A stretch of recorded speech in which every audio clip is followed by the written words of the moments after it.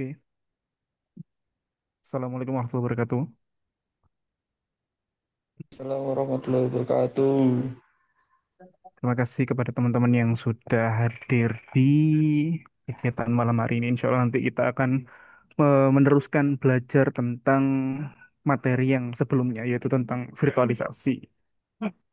Nah, ini karena waktu kita tidak banyak, jadi kita langsung aja sambil mungkin ada teman-teman yang belum join, maka kita tunggu.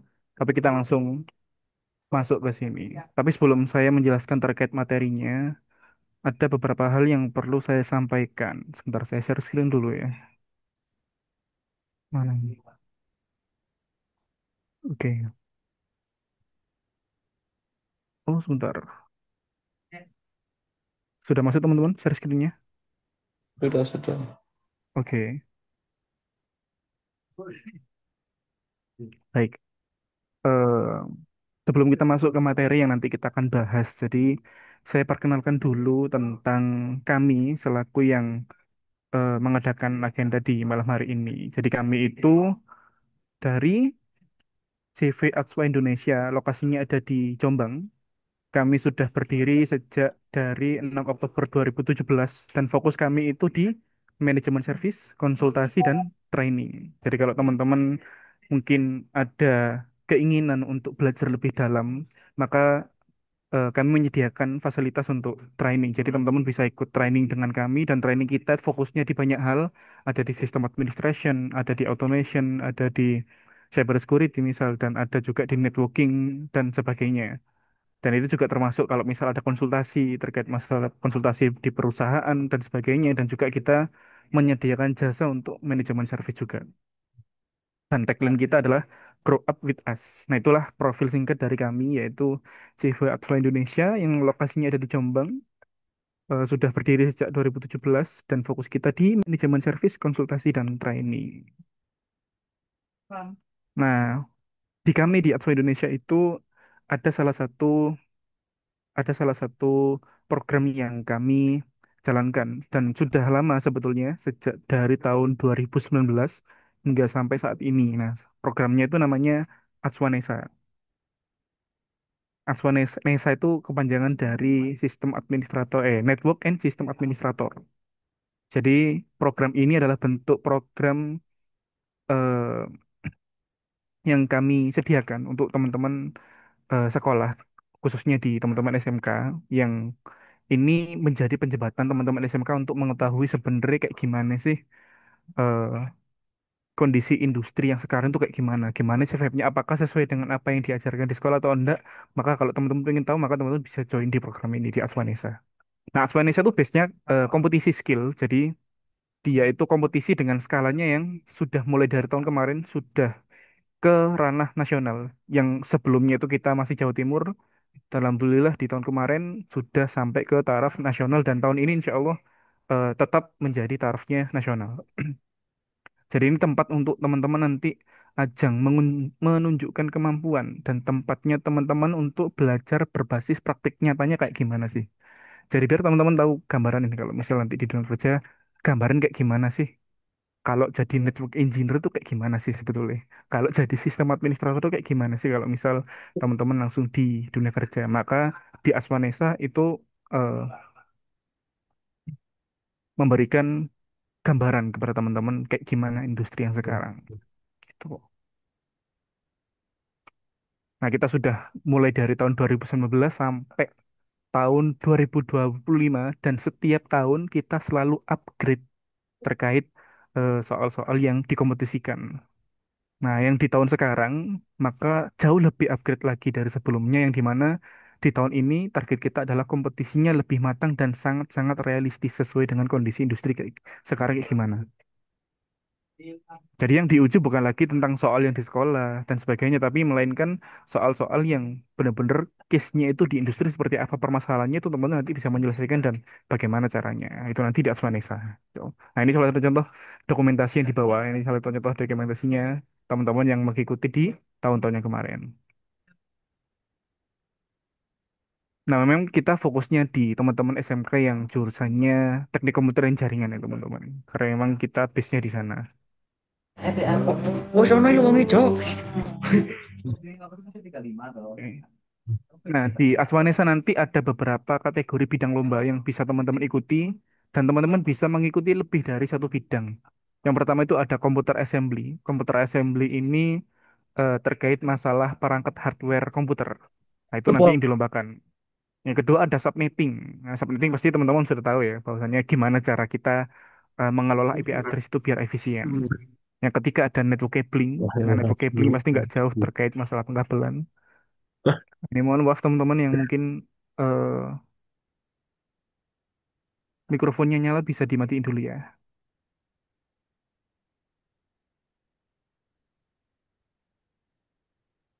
Nanti kalau misalnya teman-teman ada yang mau disampaikan, nanti ada di sesi yang tersendiri. Oke,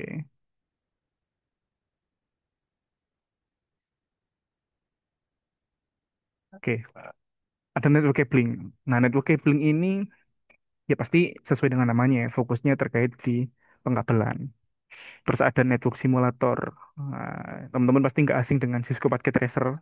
Nah, tapi dengan skala yang nasional, dengan case-nya industri. Nah, teman-teman pernah nggak mengerjakan studi case-nya industri kayak gimana kalau pakai Cisco Packet Tracer Network Simulator misal? Nah, itu terkait network simulator. Ada network administrator, yaitu yang langsung pure kita melakukan konfigurasi terkait masalah networking. Dan yang terakhir adalah sistem administrator. Bagaimana teman-teman nanti bisa menyediakan layanan yang sesuai dengan kebutuhan industri terkait masalah server, infrastruktur, dan sebagainya. Nah, insya Allah nanti lokasinya itu ada di Grand Red Hotel Syariah Jombang. Jadi nanti lombanya itu di hotel teman-teman. Lokasinya ada di Jombang. Dan insya Allah akan diagendakan selama 3 hari. Mulai dari tanggal 24 Oktober 2025 sampai tanggal 26 Oktober. 3 hari, Jumat, Sabtu, Minggu. Oke, itu mungkin profil singkat dari kami terkait CV Atswan Indonesia dan juga program kami yang Atswanesa, Competition Skill Bertaraf Nasional. Oke, sekarang kita langsung masuk ke materi utamanya ya teman-teman. Taruh tak share screen lagi. Suaraku aman kan ya?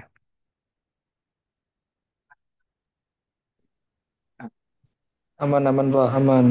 Oke. Oke, sekarang kita masuk ke materi. Jadi, yang di pertemuan sebelumnya kita membahas tentang yang namanya virtualisasi. Nah, cuman memang di pertemuan sebelumnya kita hanya fokus terkait masalah teorinya saja. Materinya kayak gimana sih? Secara teoritisnya kayak gimana? Maka di sesi malam hari ini, nah kita akan fokus untuk terkait implementasinya seperti apa. Kalau misal virtualisasi ini diimplementasikan di industri kayak gimana. Nah, kita akan belajar itu. Oke. Nah, sebelum kita masuk ke cara praktiknya, mungkin kita akan mengulas sedikit lagi terkait yang materi sebelumnya tentang konsep virtualisasi. Jadi, virtualisasi itu adalah yang mungkin bahasa gampangnya itu kita bisa nginstal banyak sistem operasi dalam satu device. Contoh misal ini device. Nah, misal ini perangkat, perangkat server atau laptop misal atau PC. Nah, biasanya itu kan teman-teman kalau misal install sistem operasi, biasanya kan cuma satu kan, satu sistem operasi.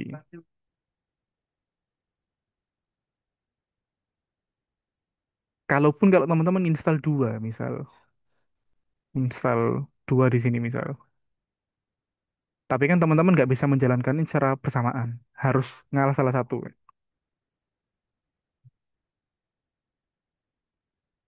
Namanya dual boot kalau teman-teman biasanya lakukan itu ya. Oke. Nah, gambarnya kayak gini.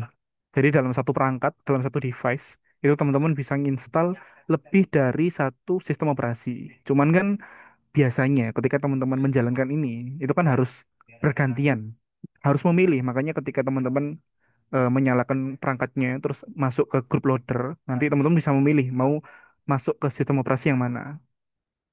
Jadi bisa nginstal lebih dari sistem operasi, tapi harus memilih salah satu, nggak bisa dijalankan ke semuanya. Tapi sekarang ada teknologi yang namanya virtualisasi, yang dengan virtualisasi ini,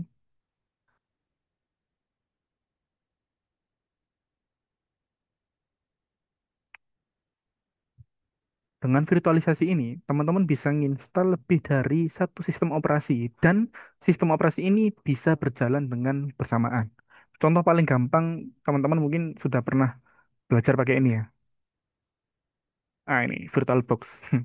Nah, dengan VirtualBox ini kalau teman-teman nge-lag di sekolah biasanya, nah teman-teman bisa nginstal banyak banyak sistem operasi di sini, bisa nginstal Debian, bisa nginstal Windows, bisa nginstal Linux yang lain dan bisa jalan bareng-bareng. Nah, kurang lebih gambarnya seperti itu.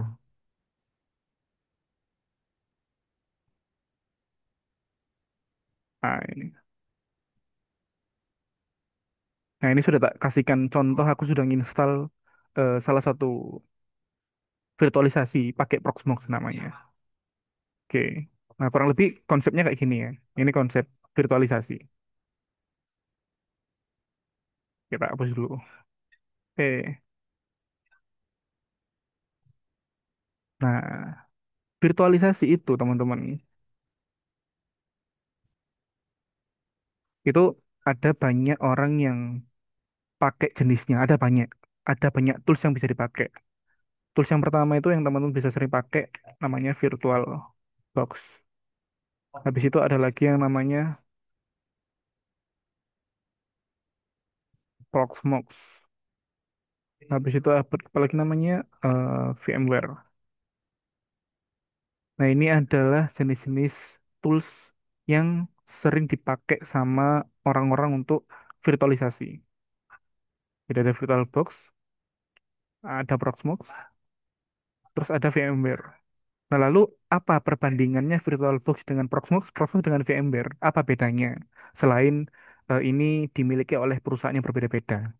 Nah, jadi kalau VirtualBox, dia itu lebih sering untuk digunakan sebagai lab. Jadi VirtualBox itu teman-teman, seringnya itu bukan dipakai untuk secara production. Maksudnya kayak dipakai langsung dengan industri-industri besar di sana, enggak. Jadi VirtualBox itu hanya dipakai untuk nge-lab aja. Jadi kalau teman pengen nyoba-nyoba, pengen nyoba install iki, nyoba install ini dan sebagainya, maka ya pakai aja VirtualBox.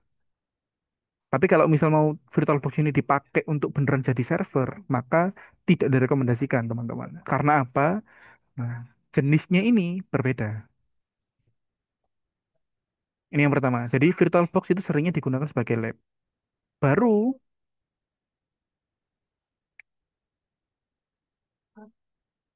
baru ketika teman-teman eh, mau digunakan untuk live production, maksudnya kayak bener-bener dipakai untuk jadi server yang dipakai untuk diakses banyak orang. Maka baru teman-teman direkomendasikan untuk pakai dua ini, Proxmox dan juga VMware. Nah, ini. Teman-teman pakai Proxmox dan juga VMware. Nah, jadi sudah tahu kan ya gambarannya. Kalau teman-teman pengen cuman hanya sebagai nge-lab aja, nyoba-nyoba install ini itu, maka silakan pakai yang VirtualBox. Tapi kalau teman-teman pengen dipakai beneran, misal kayak nanti teman-teman kerja misalnya, terus disuruh untuk ada server, terus disuruh untuk coba install virtualisasi, maka pilihan teman-teman cuman ada dua, yang paling bagus untuk dipakai.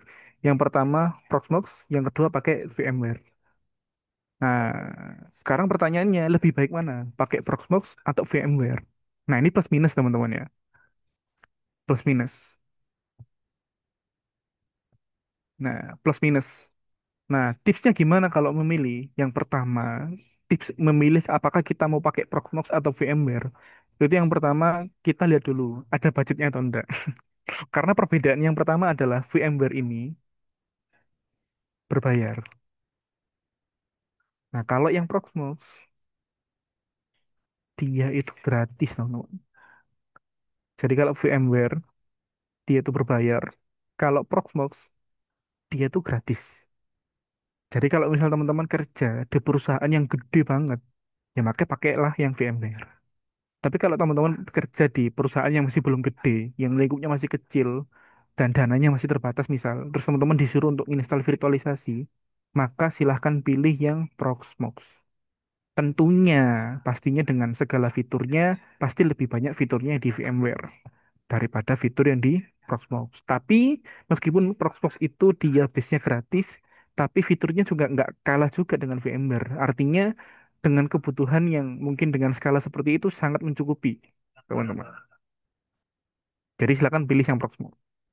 Tetapi Proxmox juga ada yang versi berbayar. Nah, ini. Nah, contoh misalnya lah, Pak Proxmox. Nah, ini pilih yang Proxmox Virtual Environment. Nah, Proxmox ini itu ada yang berbayar. Ini Proxmox Virtual Environment. Nah, dia itu ada yang standar, ada yang subscription, ada yang sebagainya. Apa bedanya yang gratis sama yang berbayar? Bedanya cuma satu. Kalau yang gratis, dia tidak disediakan repository untuk upgrade Proxmox-nya. Tapi kalau yang berbayar, dia disediakan repository secara resmi untuk dia bisa upgrade versi mayor terkait versi Proxmox-nya. Versi mayor itu kayak gimana sih? Ini loh. Kan ada Proxmox Virtual Environment versi 8.4.0. Nah, kalau teman-teman hanya upgrade 4 ke 85 yang masih minor, teman-teman bisa langsung upgrade meskipun yang gratis. Tapi kalau sudah mayornya yang berubah jadi Proxmox 9, maka teman-teman harus berbayar. Itu yang pertama. Yang kedua, teman-teman bisa mendapatkan support teknis. Jadi kalau teman-teman ada kendala, nggak bisa konfigurasi atau ada problem, teman-teman bisa langsung calling call centernya Proxmox untuk dibantu kendalanya. Nah, perbedaannya cuma di situ. Nah, lalu gimana milihnya? Ya lagi-lagi tergantung kebutuhan. Kalau kebutuhannya teman-teman gede dan butuh support, maka silahkan pilih yang berbayar. Tapi kalau hanya sekedar butuh dan teman-teman sudah mahir di Proxmox misal, maka silahkan pilih yang gratis sudah cukup menurut saya. Karena bedanya cuma support sama repository aja. Tapi secara fitur semuanya bisa dipakai. Tapi kalau skalanya sudah gede banget, yang sudah nge-manage ratusan server, ratusan ini yang butuh fitur yang sangat kompleks, maka silahkan beli yang VMware. Pakai yang VMware. Nah, VMware. Nah, ini. Beli VMware eSSD. Nah, VMware ini dia juga ada tiga jenis, teman-teman. Yang pertama, VMware Workstation. Terus ada lagi namanya VMware ESXi. Habis itu ada lagi VMware yang namanya VMware vCenter. Ada tiga jenis. Nah, VMware Workstation ini sama kayak VirtualBox. Dia dipakai untuk nge-lab aja. Nah, VMware SSI, nah inilah yang nanti dipakai untuk virtualisasi sama kayak Proxmox gini. Nah, vCenter ini digunakan untuk apa? Jadi kalau misal teman-teman punya banyak sekali VMware itu ya, misal kayak ini VMware 1, VMware 2, VMware 3, VMware 4. Nah kan nggak mungkin tuh kita nge-manage satu-satu dalam dashboard yang berbeda-beda. Nah, gimana caranya nge-manage semua ini dalam satu dashboard? Maka digunakanlah yang namanya VMware vCenter. Jadi semua dikumpulkan jadi satu terus di-manage dalam satu tempat. Itu namanya vCenter. Nah, ini terkait eh, konsep virtualisasi dan salah satu jenis dari virtualisasi yang bisa teman-teman pakai dan kapan teman-teman pakai VirtualBox, kapan pakai Proxmox, kapan pakai VMware, berarti teman-teman sudah tahu ya. Jadi sesuai dengan kebutuhan itu. Oke, kita hapus. Oke, kita masuk ke Proxmox.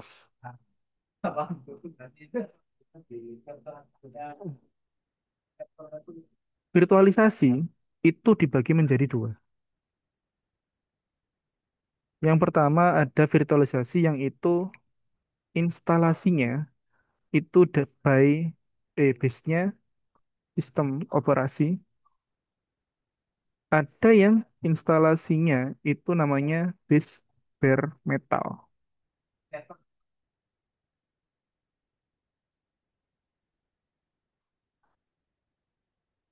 Nah, apa bedanya instalasi base sistem operasi sama instalasi base bare metal? Jadi kalau instalasi base system itu, jadi ini itu perangkat ya. Ini perangkat, perangkat server misal. Nah, dia mau diinstal sesuatu misal, diinstal virtualisasi misal. Nah, di sini dia harus install sistem operasi dulu.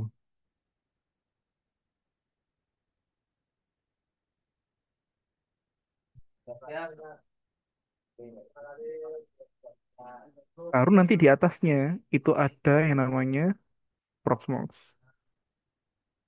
Ah,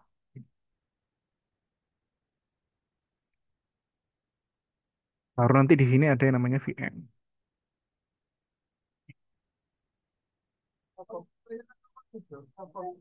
Nah, ini yang namanya instalasi base sistem operasi. Virtualisasi yang base-nya sistem operasi. Nah, kalau yang bare metal itu kayak gimana?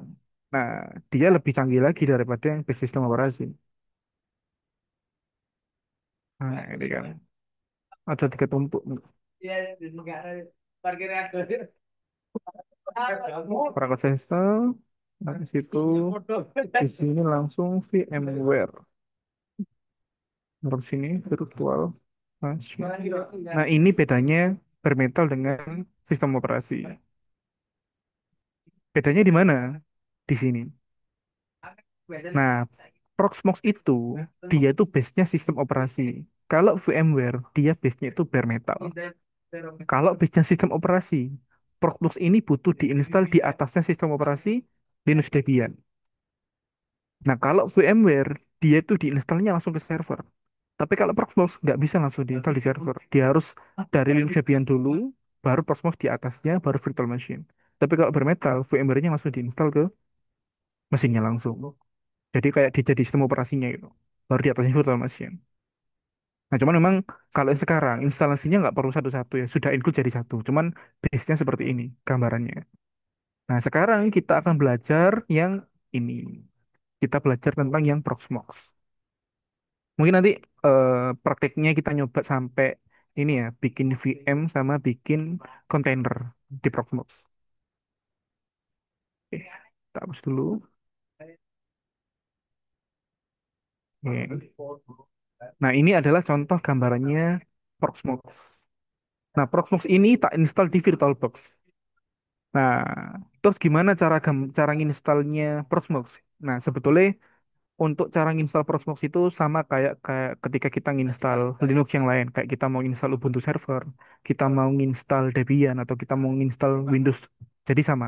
Kita bootable ke USB, terus dari USB-nya ditancapkan ke komputer atau ke servernya, terus nanti di boot yang pertama, terus dia akhirnya nginstal seperti kayak kita nginstal Ubuntu. Jadi nggak jauh beda.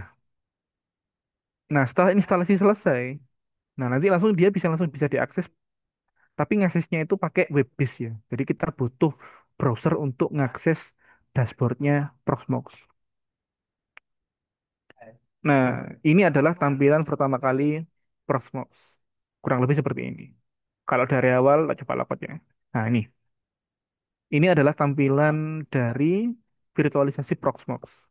Dan saya sarankan teman-teman kalau teman-teman bingung mau belajar yang mana, mau belajar VirtualBox atau mau belajar VMware atau belajar Proxmox, saya sarankan untuk teman-teman belajar yang Proxmox. Karena Proxmox itu sangat sering dipakai di industri sekarang. Hampir semuanya pindah ke Proxmox.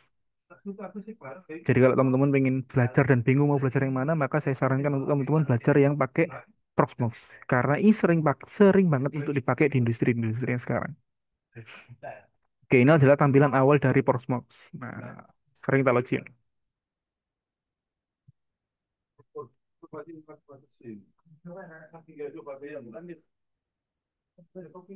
Oke. Nah, ini adalah tampilan menu halaman pertama dari Proxmox. Ada beberapa pilihan, kita coba bahas satu-satu ya. Mulai dari yang atas dulu. Nah, ini tombol untuk pengaturan ya, ngatur password, ngatur settingan di Proxmox. Terus kayak ganti color tema itu bisa di sini, bisa like. Wah, terang banget. Wong IT gak seneng sing putih-putih biasanya. Seneng sing gelap-gelap. Nah, ini logout. Nah, di sini, nah ini nanti list-list VM atau list-list eleksi atau kontainer yang kita buat, semuanya nanti akan ada di sini. Nah, ini contoh aku sudah bikin dua VM. Yang pertama virtual machine untuk Ubuntu server, yang kedua untuk Ubuntu server juga, tapi dia nggak pakai virtual machine, tapi pakai kontainer, kontainerisasi. Jadi semua nanti list-list yang kita buat, semuanya nanti akan di sini semuanya. Nah, di menu sini itu ada data center, Proxmox Virtual Machine. Apa maksudnya? Oke, kita akan bahas di sini. Yang pertama, ini adalah virtual machine.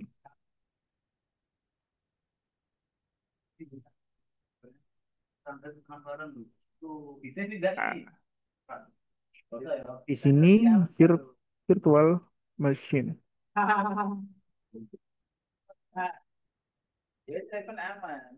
Nah, di sini itu host Proxmox. Di sini data center. Nah, virtual machine itu letaknya dia yang paling dalam. Jadi virtual machine ini, nah, dia itu letaknya di dalam host, di dalam ini Proxmox. Proxmox ini hostnya, di dalamnya sini, di dalam host. Nah, host Proxmox ini di dalamnya data center cluster, di dalamnya data center cluster. Nah, jadi kalau misal teman-teman punya dua host Proxmox, misal dia punya ini, tak tambah lagi. Misal ini host Proxmox satu, nanti di sini ada host Proxmox 2. Nah, teman-teman bisa dijadikan satu dashboard nanti di bawahnya data center. Jadi nanti di sini ada host yang lain. Maksudnya host yang lain itu apa? Kayak misal teman-teman punya 5 server tuh. Lima servernya diinstal di Proxmox semua. Nah, itu nanti bisa dijadikan satu digabung jadi satu.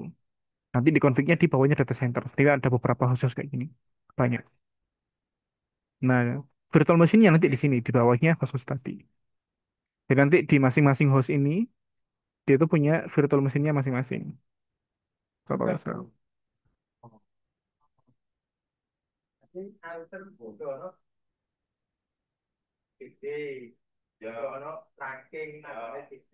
Bentar.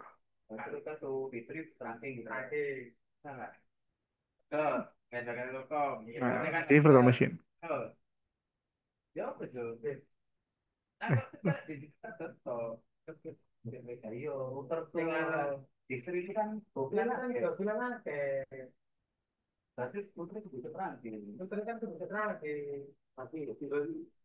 Nah, nanti setiap host punya virtual machine masing-masing dan host ini bisa dikelompokkan jadi satu nanti di bawahnya data center.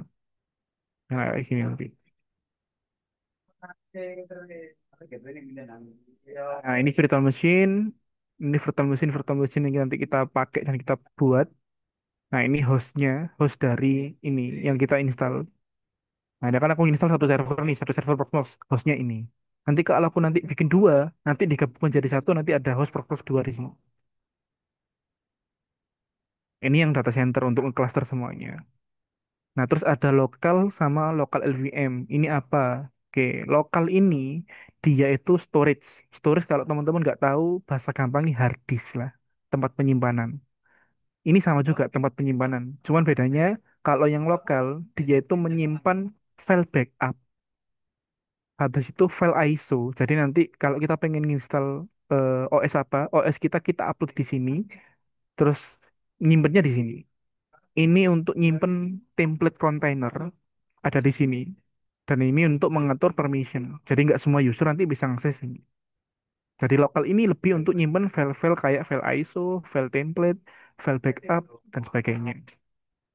Kalau lokal LVM, barulah dia itu menyimpan storage yang dari VM ini. Nah, setiap masing-masing VM ini, virtual machine, itu kan pasti punya namanya storage ya, teman-teman.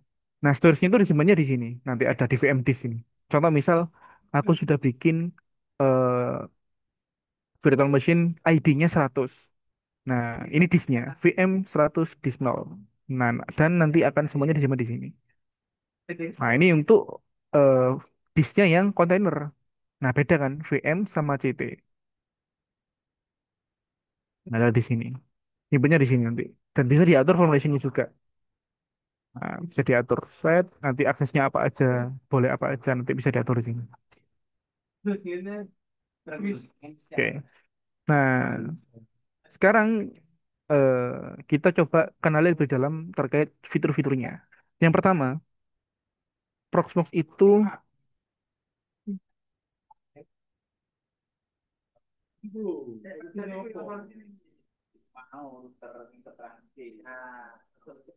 fitur Proxmox.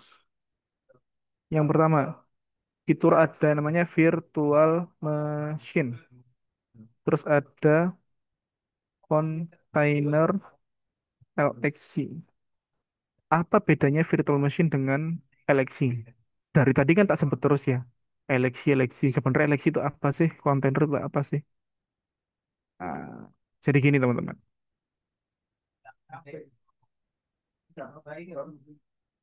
Nah, ini perangkat, ini Proxmox, terus ini kernel. Oke.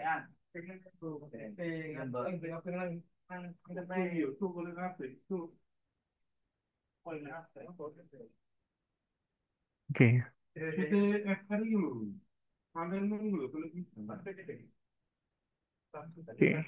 Ini adalah perangkat servernya. Nah, terus di sini kan diinstal Proxmox tuh. Nah, habis itu kalau kita pakai virtual machine, otomatis masing-masing ini pasti punya kernel sendiri. Baru di atas kernel ini ada namanya sistem operasi. Misal kayak apa ini? Ini Debian misal. Ini Debian, yang ini Ubuntu. Terus di masing-masing ini baru diinstal DNS server. Terus di sini baru diinstal web server misal. Nah, ini yang virtual machine. Nah, bagaimana kalau kontainer? Maka kalau kontainer dia lebih simpel lagi, teman-teman.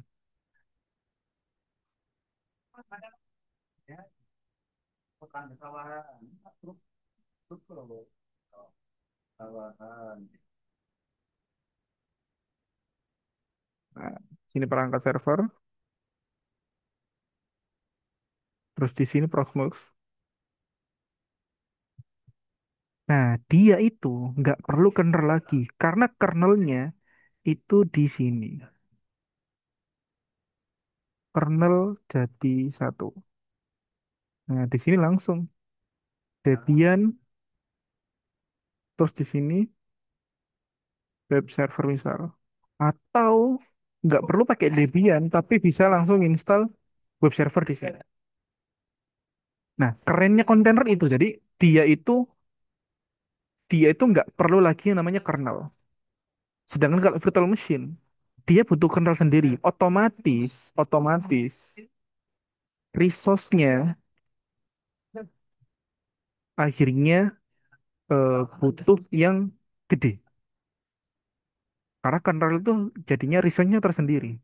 Tapi kalau yang pakai kontaineran LXC, dia nggak pakai kernel, melainkan langsung menginstal paketnya, kayak install web server. Kalau virtual machine, kalau kita mau install DNS server, kita harus install dulu Ubuntu-nya.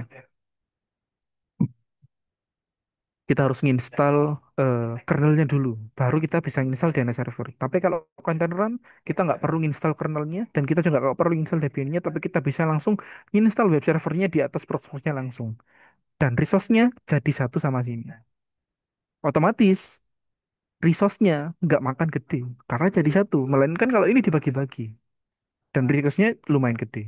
Nah, maka tipsnya kalau teman-teman nanti di perusahaan misal case-nya kayak gini, eh, punya server dengan spek kecil tapi kebutuhan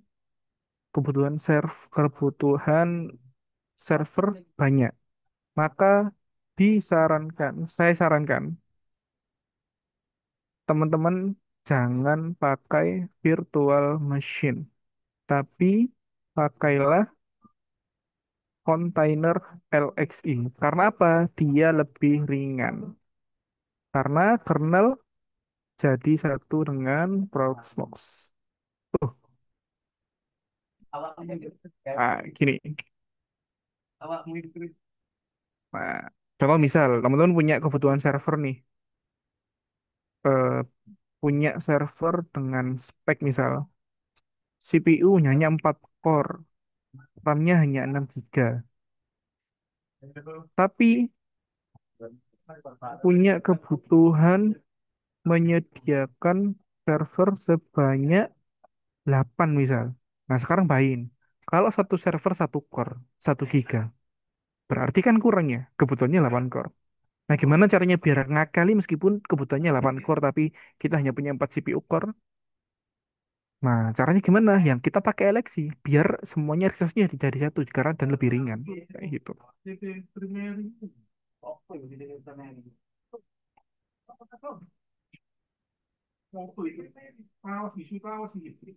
Oke.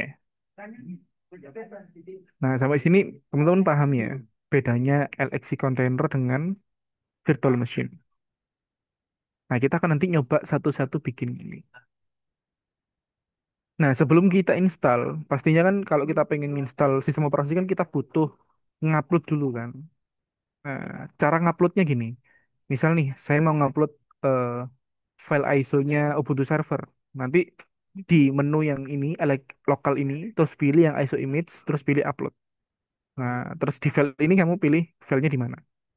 Misal aku, bentar, Ubuntu. Nah, aku pengen ngupload Ubuntu Server ini ISO-nya. Open, terus tinggal upload deh. Terus tinggal tunggu. Nah, harusnya cepet sih. Ini coba kita tunggu dulu ya. Harusnya cepet.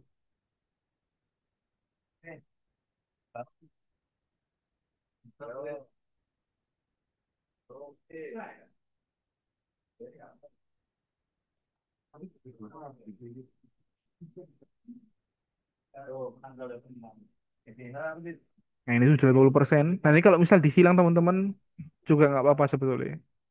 Dia nanti ini upload or store temporary var TMP. Artinya file ISO-nya nanti akan diupload di sini. Make sure there is enough free space.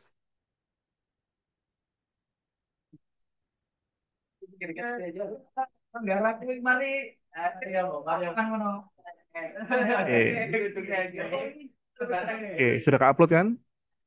Nah, dia bakal ngopi data, kita tunggu. Nanti kalau disilang dia nanti nyimpen prosesnya di sini. Ini bisa diklik lagi. Ini bisa disilang. Terus kalau pengen lihat, nah di bagian bawah ini ada namanya tas. Tas ini ketika teman-teman melakukan aktivitas di Proxmox, semua prosesnya itu nanti akan dicatat di sini. Jadi teman-teman tahu, misal kayak ini aku tadi sudah bikin nih. CT create artinya membuat kontainer. Nah, ini VM create berarti aku sudah bikin virtual machine baru. Nah, semua historinya teman-teman aktivitasnya itu ditulisnya di sini. Jadi kalau misal ketika teman-teman bikin VM, terus ada errornya, nanti juga tampil di sini. Errornya apa? Nah, kayak gini misal. Nah, ini sudah. Nah, filenya sudah ke-upload di sini dan bisa langsung digunakan. Oke, sekarang kita coba untuk eh, bikin bikin VM. Nah, menunya di sini. Create VM. Pilih ini. Nah, ini ada node. Kalau hostnya teman-teman cuma satu, pilihannya cuma satu. Tapi kalau hostnya teman-teman banyak banget, nanti bisa milih dia diinstalnya mau ditaruh ke host yang berapa. Nah, karena kita cuma satu, ya biarin. Nah, di sini ada VM ID. Jadi setiap VM itu punya ID unik yang dipakai untuk VM-nya. Sama kayak kita kan kita punya nick yang untuk identifikasi. Sama halnya dengan VM. Dia butuh ID untuk identifikasinya dia. Nah, ini biarin karena dia otomatis sudah bikin sendiri. Terus mau kita pakai namanya apa servernya? Misal nih contoh eh, server web. Nah, resource pool-nya, oh ya ini nggak boleh ada spasi ya. Min. Jadi ketika teman-teman pengen namain VM-nya, itu nggak bisa pakai spasi, tapi harus pakai strip. Hmm. Nah, resource pool-nya nanti, resource pool ini itu kayak gini. Teman-teman bisa bagi dalam satu server itu, mau teman-teman bagi dalam berapa resource. Contoh misal, dibagi menjadi dua resource. Yang pertama, server sekolah misal, atau resource-nya guru. Nanti juga ada dibagi resource-nya siswa.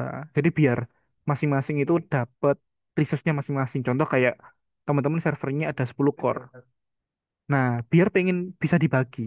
Siswa 5 core, guru 5 core. Nah, biar jelas baginya kayak gimana, maka pakai resource pool. Nanti bisa dibuat poolnya. Guys, Nanti ada tak kasih contohnya. Misalkan nanti dikasih pool yang guru maksimal cuma bisa 5 core. Nanti yang siswa juga maksimal dapat 5 core. Nah, terus OS. Nah, ini kita milih ISO image. Nah, ini nanti adalah list dari file ISO yang kita upload ke Proxmox tadi. Nah, kita tinggal pilih. Nah, ini version. Ini versi yang kernel. Ini nggak usah dirubah. Cukup biarkan tipenya Linux, versinya kernel yang ini. Terus next. Nah, ini sistem ini lebih ke kayak apa ya? Konfigurasi motherboard. Jadi teman-teman bisa ngatur ini sedetail mungkin pakai versi yang apa. Ada LSI, ada Mega Raid, dan sebagainya. Tapi kalau teman-teman bingung, nah sebenarnya ini biarkan aja jadi settingan default, itu oke nggak masalah. Nah, terus kita mau ngasih server kita itu berapa storage-nya, berapa hard disk-nya. Nah, di dunia industri teman-teman, eh, kita sudah nggak pakai lagi istilah namanya hard disk. Tapi untuk tempat penyimpanan kita pakai istilah yang namanya storage. Jadi untuk kedepannya kita akan sering pakai istilah yang namanya storage, sudah nggak pakai istilah hard disk. Nah, misal aku butuh serverku storage-nya 50 giga, berarti tulis aja di sini 50 giga, kayak gitu. Nah, kalau sudah, next. Nah, CPU-nya mau kita kasih berapa core nih? Apakah kita mau kasih satu core atau dua core? Ini ada soket, ada core. Bedanya apa?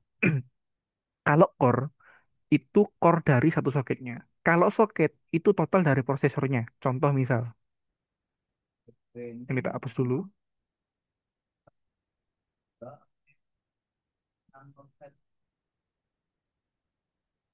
Nah, nah, nah misal nih, core misal. Nah, ini itu CPU. Ada dua CPU. CPU yang pertama totalnya dua core. Yang di sini juga dua core. Berarti kalau dijumlah jadi ada empat core.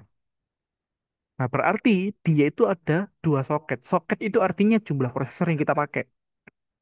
Kalau misal di sini kita nyetingnya satu soket dan satu core, berarti berarti itu gambarnya kayak gini. Nah,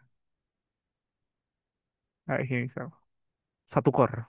Berarti totalnya dia cuma satu core.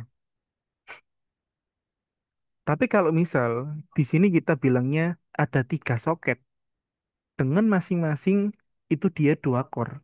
Berarti di sini dia masingnya dua core. Nah, soket kan artinya jumlahnya. Berarti tinggal kita jumlah aja. Ada tiga soket.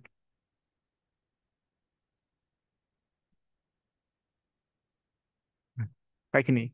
Tiga soket, terus per soketnya itu dua core. Tiga soket, per core-nya dua, dua, dua. Berarti kalau di total ada 6 core. Nah, makanya di sini ada tulisannya total 6 core. Kalau misalnya kita bikin tiga core per soket, berarti 9. Nah, itu bedanya soket sama core ya. Nah, kita pakai satu core, satu soket aja. Nah, tipe ini adalah tipe dari apa itu namanya prosesor yang kita mau kita pakai. Mau kita pakai tipenya KVM kah? Atau kita pakai tipenya Intel kah? Ada di sini. Atau kita mau pakai tipenya AMD kah? Nah, itu ada banyak. Silakan bisa dipilih, teman-teman. Nah, terus memori. Nah, memori ini RAM-nya ya. Dan dia itu di sini satuannya MB, bukan giga. Jadi kalau teman-teman pengen ngasih RAM-ku 4 giga, berarti 4096. Dari mana 96? Jadi teman-teman 1 GB itu kan 1024 MB. Berarti kalau aku butuh 4 giga, berarti dikali 1024. Tinggal di kalkulator. 1024 dikali 4. Berarti 4096. Nah, 4096 untuk 4 core. Kalau 2 ya tinggal 1024 dikali 2. Berarti 2048. Misalnya kita kasih 1 giga aja deh. Jadi CPU-nya satu core, memorinya 1 giga. Next. Nah, di sini ada pilihan network. Nah, network ini itu nanti kita coba belajar tentang konsep network di Proxmox ya. Teman-teman pilih yang VMware ini aja. Yang sini nggak perlu diperlukan sebetulnya. Firewalls yang lupa dicentang. Terus next. Nah, ini adalah kesimpulan dari settingan kita. Nah, itu kita bisa review ulang sebelum kita submit. Dicek lagi kalau bener core-nya satu betul, CPU-nya pakai ini betul, memorinya ini betul, VMware-nya ini socketnya satu betul. Kalau sudah finish, nanti dia akan bikin.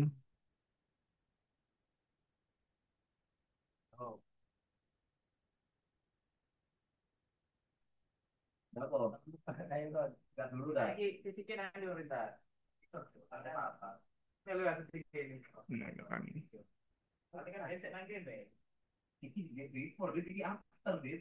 Connection server is online.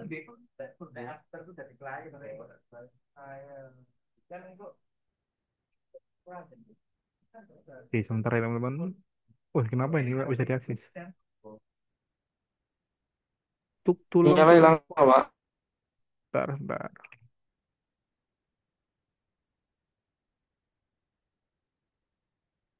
Apa tadi ya? 95. Oh, ini kenapa nih? Tiba-tiba nggak bisa diping. Coba tak reboot dulu aja deh. Oke, kita coba reboot. Mana ini? Nah, reset.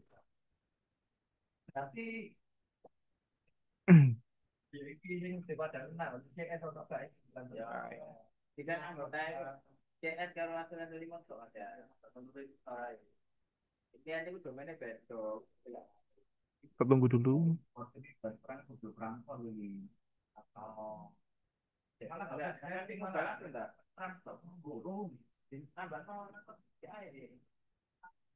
Oh, ini kenapa nggak bisa?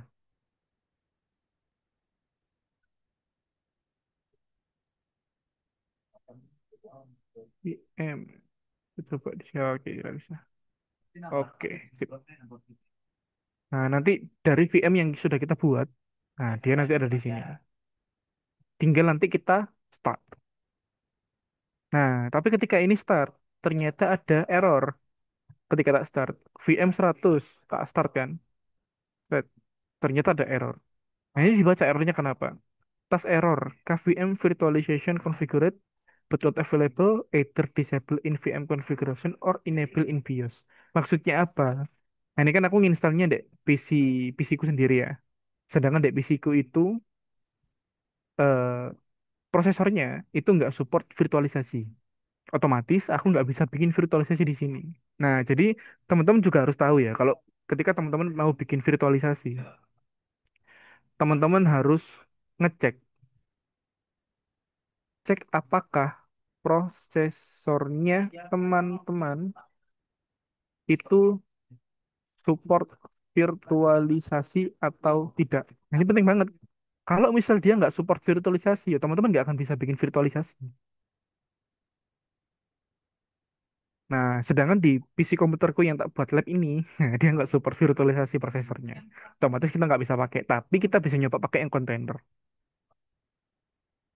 Nah, kurang lebih gambaran kayak gitu ya. Jadi ketika nanti teman-teman sudah berhasil bikin VM di sini, teman-teman tinggal start aja di sini, set. Nanti bisa akses di konsol.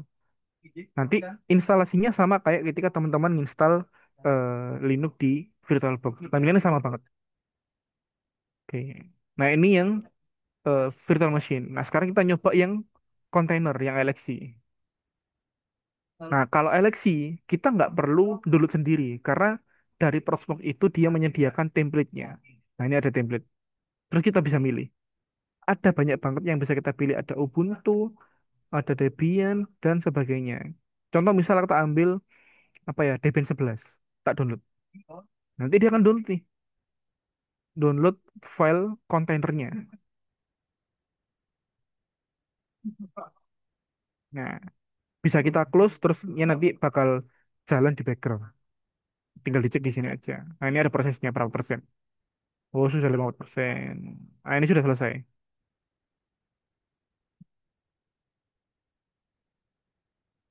Nah, ini adalah file container, template container yang sudah kita download. Nah, sekarang kita coba bikin.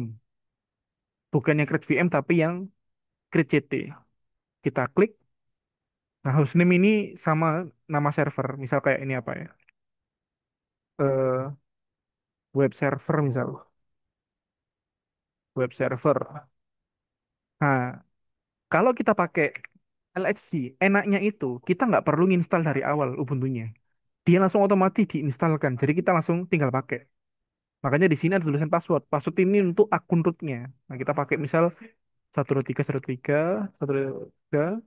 Kalau sudah next, nah template-nya kita mau pakai yang apa?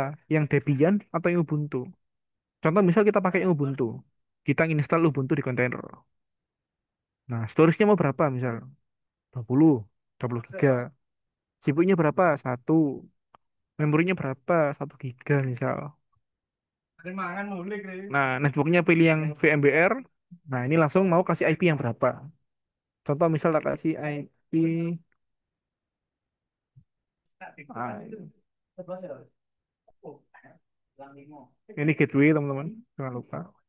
Kalau sudah next, nah DNS-nya pakai apa? Contoh pakai DNS Google misalnya 8888. Kalau sudah finish, dia nanti bikin. Nah, kita tunggu sampai selesai.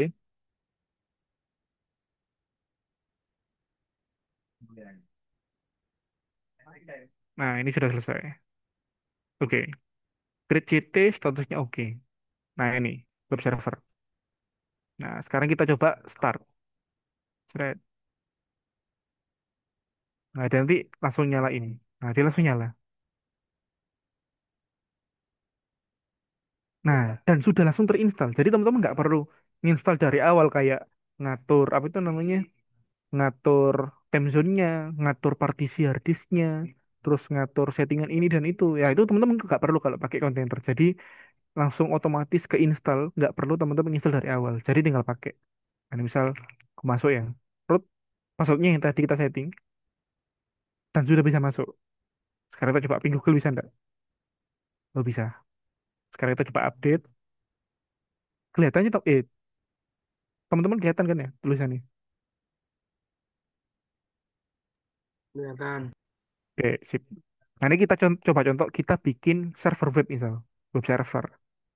Kita coba install itu ya. Kita update dulu package-nya. Oke, sekarang kita install. apt install pakai apa ini misal? Apache misalnya. Nah, kita install Apache.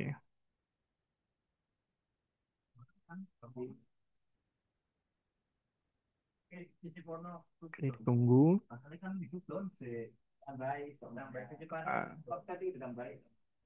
Jadi kita punya kita punya web server Apache dengan IP berapa tadi? 80 110 ini.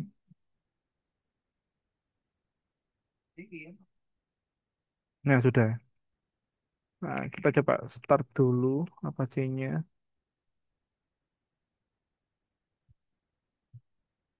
Nih, sekarang kita coba akses. HTTP 10 255 240 101. IP ini betul ini. 101.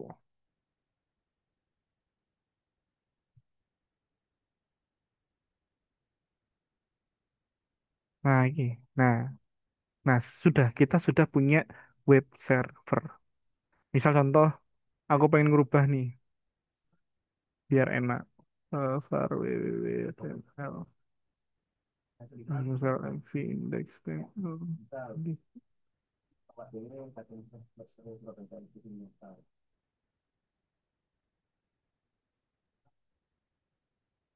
misal halo saya Titus misal.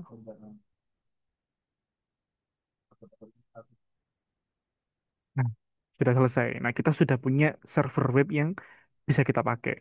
Dengan kita nggak pakai virtual machine, tapi kita pakai yang namanya LXC container.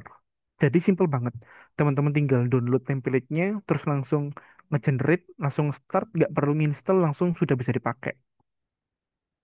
Nah, ini salah satu contoh ketika kita bikin virtual machine atau container Ubuntu server yang kita installnya itu di Proxmox.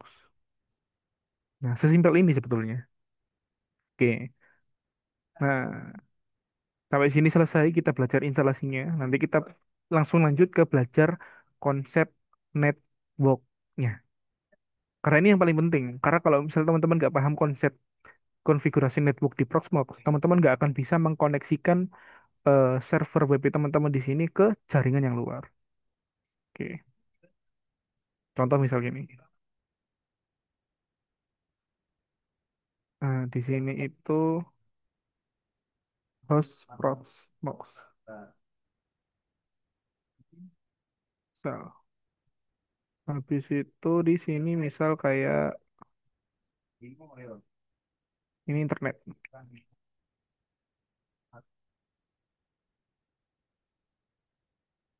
Nah, host Proxmox ini dia tuh punya IP kan. IP ini berapa ini? 10.255.240.95.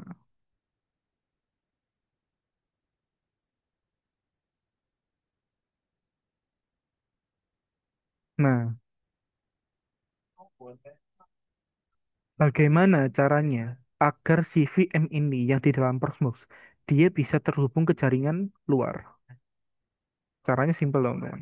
Jadi eh, di sini ini, di sini ini itu ada yang namanya adaptor network.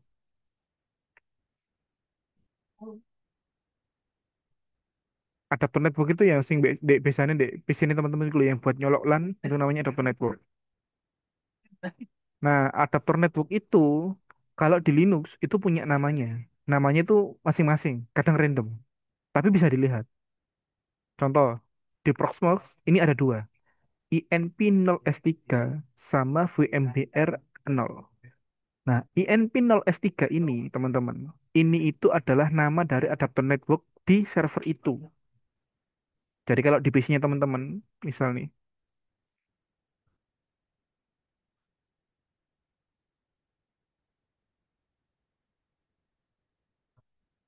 mana yo?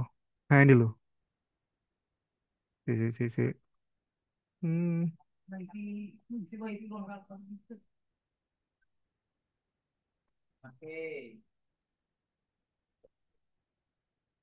mana sih? Nah, ini loh teman-teman. Nah, teman-teman kan pasti tahu kan perangkat ini perangkat apa?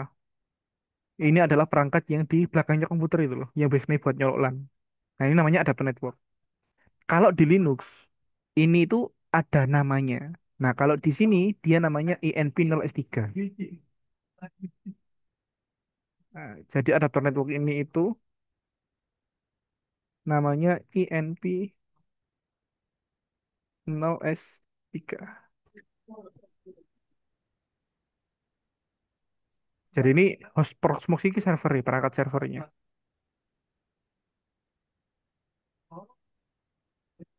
Nah, cuman kan di dalamnya Proxmox kan ada sistem operasi lagi tuh. Nah, maka dibutuhkan yang namanya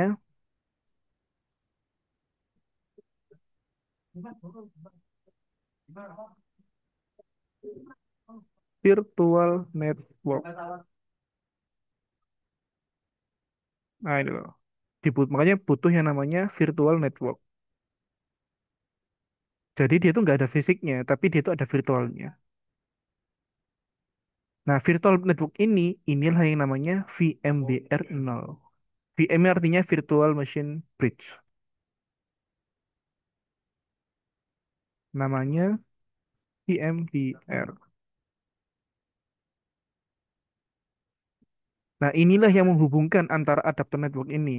Jadi, kalau arahnya dia ini koneksi ke sini, nah, dari adapter network INV03 ini terhubungnya ke virtual network. Nah, virtual network VMBR ini dia baru menghubungkan ke VM kita. Cara menghubungannya kayak gimana settingnya? Nah, sebetulnya kita nggak perlu nyeting teman-teman ya. Karena dari awal dia otomatis sudah tersetting secara default.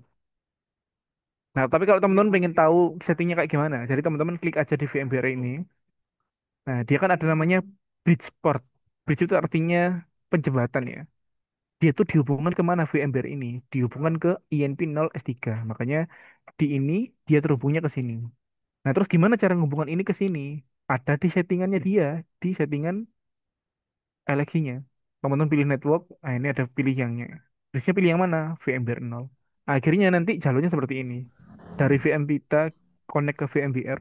Dari VMware connect ke adapter secara perangkat NIC-nya, dari sini baru terhubung ke internet. Makanya VM yang installasi di sini bisa tak akses di komputer di sini. Kayak gitu konsep virtual network-nya. Oke, konsep virtual network sudah aman ya. Nah, kurang lebih itu. Apa itu namanya? Networking konsep yang ada di Proxmox. Sebetulnya ada banyak. Nyetingnya di sini ya, di Proxmox bukan di data center. Tapi di Proxmox hostnya, terus pilih sistem, terus network. Nyetingnya di sini. Teman-teman juga bisa bikin virtual network lagi. Misal kayak nanti ini jadi VMware satu terus create misal. Jadi kalau misal teman-teman nge-create di sini, pilih, nah ini bisa milih VMware satu. Kayak itu. Jadi teman-teman bisa bikin virtual network banyak banget di sini. Dan nanti bisa dikonekkan kemana-mana. Oke, sekarang kita belajar tentang firewall. Jadi di Proxmox itu ada salah satu fitur security. Security-nya itu adalah firewall. Nah, firewall di sini itu ada 3 level, teman-teman. Level pertama itu yang levelnya itu level VM, itu level pertama. Terus ada levelnya host Proxmox, firewallnya, dan yang data center yang cluster. Makanya di VM sini itu ada pilihan firewall, konfigurasi. Di Proxmox hostnya juga sama ada firewall. Di data centernya juga sama ada firewall juga. Nah, sekarang kita coba belajar ya. Gimana sih implementasi firewall yang ada di sini. Contoh misal aku akses yang di web server.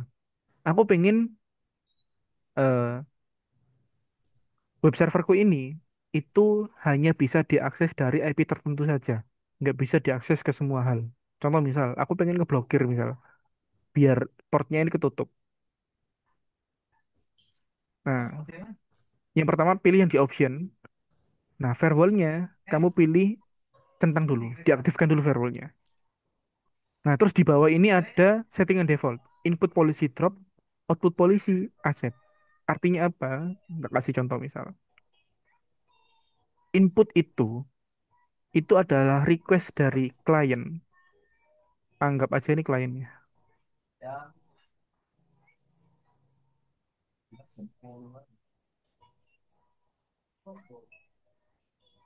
Nah, ini klien.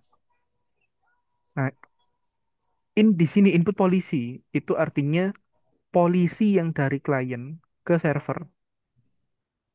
Nah, ini in. Kalau yang output itu dari sisi server ke klien. Contoh misal, kayak apa ini? Nah, aku mau akses web serverku yang sudah tak buat di sini. Otomatis kan aku ngetikkan IP ini ya, enter. Nah, ketika aku ngetik, dia itu melakukan yang namanya request HTTP. Dia request, aku pengen akses iki, kira-kira oleh nggak? No, ibaratnya. Isok nggak ngono. Nah, sama web server, dia akan merespon. Jadi ada yang namanya request dan respon. Request dan respon. Jadi ketika aku ngakses ini, 10.25.21 tak enter, yes, dia nge-request ke sini. Thread, kira-kira aku oleh nggak akses web server iki? Tanya dia. Terus kira-kira ono nggak? Nah, si web servernya ngerespon, ono kok layanan iki. Akhirnya dia ngerespon bahwasanya dia bisa mengakses. Otomatis ketika diakses, dia bisa.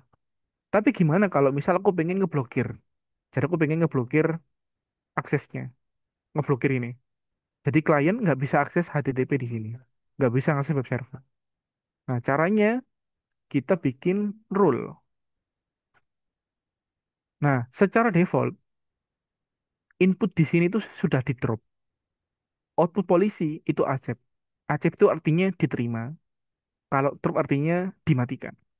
Jadi secara default, request ini itu kalau di firewallnya Proxmox, itu semuanya diblokir secara default. Kalau kamu pengen buka semuanya, tinggal diklik aja, buka yang accept. Otomatis dia langsung nerima. Tak kasih contoh misal, kita balikin ke settingan default, di drop. Nah, artinya semua permintaan dari klien ketika masuk ke server itu di drop.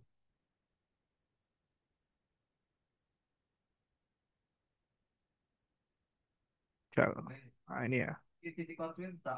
Udah enable, drop. Sekarang kita bisa nggak akses ini? Coba tak akses dari yang lainnya.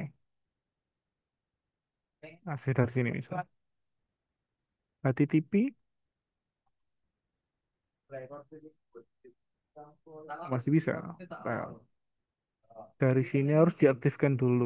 Jadi kalau pengen aktifkan di sini, firewall yang di data center harus aktif dulu. Nah, ini.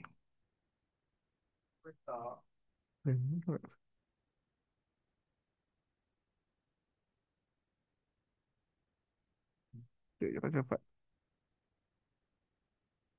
Bentar. Kita coba di browser ini punya lagi.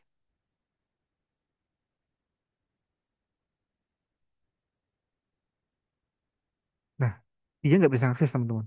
Karena apa? Nah, dia sudah nggak bisa akses. Karena apa? Di konfigurasi yang di sini, firewallnya itu inputnya di drop semua.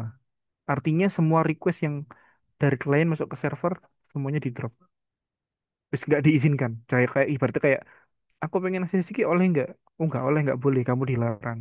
Otomatis dia nggak bisa akses. The connection has time out. Artinya di drop. Tapi gimana kalau misalnya ini tak accept? Berarti kan semua permintaan diterima. Ini tak hapus berarti. Nah, terus coba akses lagi bisa enggak? Kan bisa. Nah, nah itu cara penggunaan implementasi firewall di Proxmox. Ini kalau pakai yang semuanya. Gimana kalau kita bikin firewallnya itu satu persatu? Misal nih, kan semuanya kan inputnya kan all semua ya. Otomatis request yang masuk itu diterima semua. Aku pengen ngeblok hanya untuk akses webnya diblokir. Nah, masuk ke web server, terus pilih yang firewall. Nah, pilih add. Nah, ini ada in, ada out. Nah, kita kan mau ngeblokirnya kan masuknya kan. Berarti pilih yang in, actionnya pilih yang drop. Nah, habis itu source. Ada source, ada destination. Source itu apa? Destination itu apa? Jadi, source itu maksudnya dari atau sumber. Kalau destination itu adalah tujuan. Nah, berarti kalau misal kasusnya dari klien request ke sini, berarti kalau firewallnya di sini, kita milih source-nya itu yang mana? Nah, source itu kan dari kan. Nah, ngakses ini dari mana? Itu kan dari klien request. Berarti source-nya itu ini. Jadi klien itu source, destination itu ini. Tujuannya itu ini.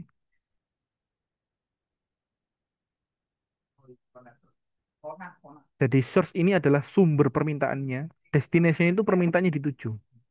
Nah, sumbernya kan di sini. Kita blok ini misal. Contoh misal ini IP ku berapa ya? Ah, IP ku berapa ini? 10 dua satu dua dua. Oke, IP ku ini ya. Tak tulis 10 25 20 1 dua. Nah, protokolnya pilih yang TCP. Nah, baru pilih yang destination portnya kemana? HTTP portnya itu 80 teman-teman. Terus ini di enable. Add. Sudah. Sekarang kita coba akses. Bisa enggak? Incuk itu.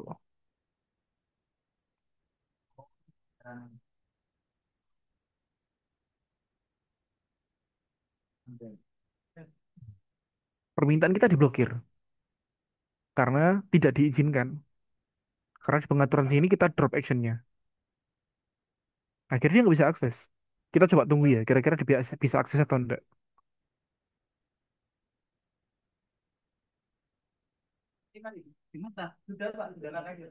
Nah, nggak bisa kan? Tapi gimana kalau misal ini ganti actionnya jadi accept atau diterima? Kan bisa. Nah, itu kurang lebih teman-teman eh, cara konfigurasi atau implementasi security firewall di Proxmox. Lalu bagaimana tipsnya? Nah, jadi gini. Tipsnya itu teman-teman. Tipsnya itu eh, dalam penggunaan firewall untuk keamanan. Jadi harusnya semua port request itu harus harus ditutup. Ini harus. Jadi biar nggak semua port ini bisa diakses. Ibaratnya kayak gini lah. Ketika teman-teman punya rumah nih, kan ada banyak eh, celah yang kita itu bisa masuk ke rumahnya teman-teman. Misal nih bisa lewat pintu, bisa lewat jendela, lewat semuanya dan sebagainya. Nah, biar aman, berarti kan semua jendela kan harus ditutup kan ya. Jadi kita hanya menyisakan pintunya saja yang ditutup atau hanya pintu tertentu yang bisa kita akses. Tapi gimana kalau misal semua pintu dibuka, semua jendela dibuka, akhirnya jadinya nggak aman. Akhirnya maling itu bisa lewat dan masuk ke rumahnya teman-teman dari pintu yang mana saja. Makanya secara default untuk security, semua port request itu harus ditutup. Semua port request harus ditutup dan hanya mengizinkan port yang dibutuhkan saja yang dibuka.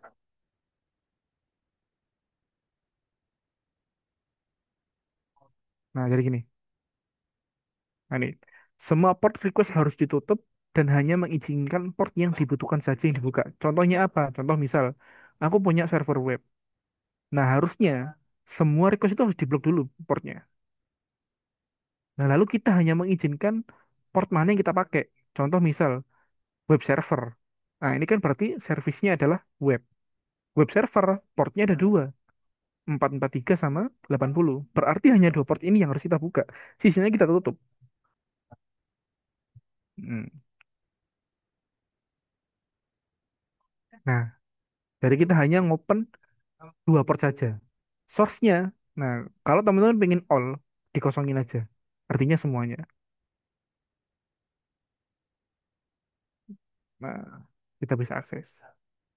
Jadi, kalau di sini tuh artinya semua request, semua port itu ditutup dan hanya dibuka port 443 sama 80 saja.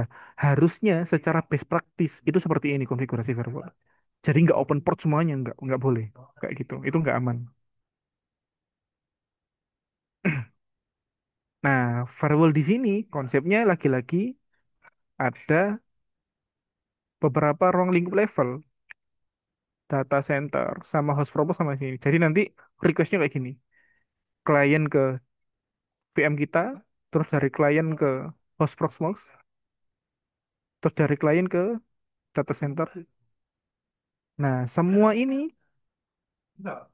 nah disinilah peran firewall. Firewall untuk meminimalisir. Contoh, kalau teman-teman ke perumahan kan pasti ono, oh ya, suwun mas. Nah, teman-teman kalau misal ke perumahan, pasti kan ada satpam kan. Nah, satpam kan pasti nggak semua orang diizinin untuk masuk. Nah, itulah perannya firewall di sini. Makanya di sini sangat krusial dan teman-teman harus paham untuk implementasi firewall yang ada di sini.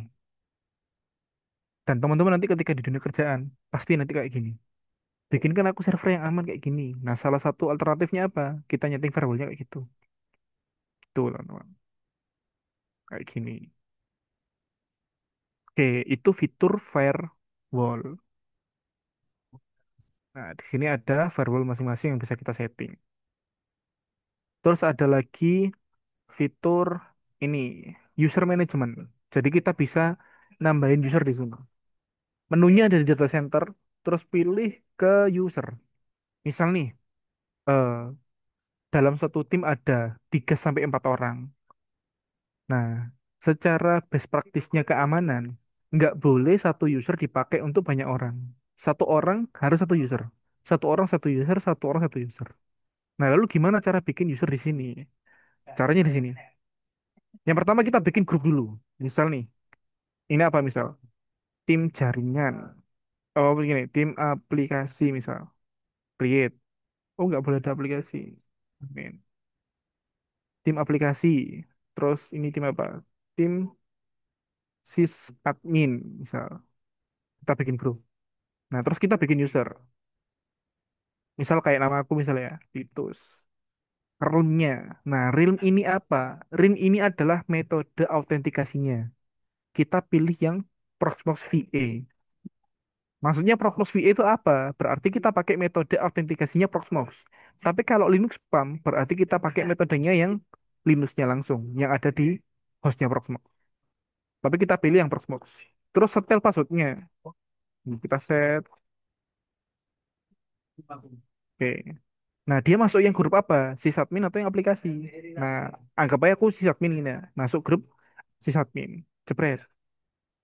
Nah, first name-nya siapa? Last name-nya siapa?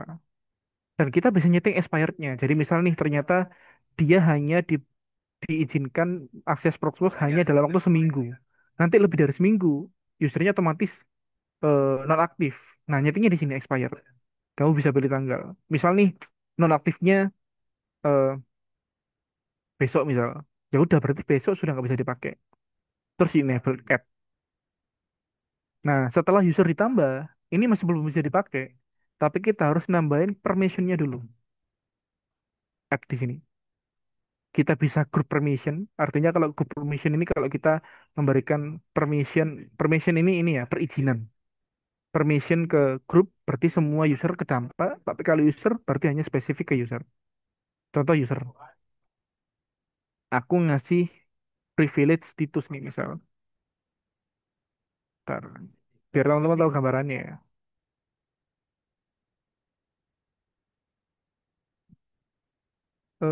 95, 89.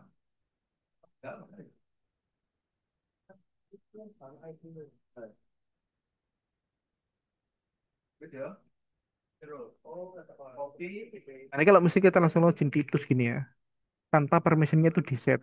Misal, nah dia bisa ngakses Proxmox, tapi dia nggak bisa ngapa-ngapain, nggak bisa nambah VM, nggak bisa nge-create ini, karena privilege-nya belum disetting, belum dikasih izin dia. Nah, sekarang kita coba kasih izin ya. Nah, ini ada pet. Pet ini tuh artinya kita mau ngakses ngasih dia itu privilege yang mana. Spesifik hanya bisa ngakses ke VM-nya saja, ini bisa. Hanya bisa ngatur storage-nya aja, bisa.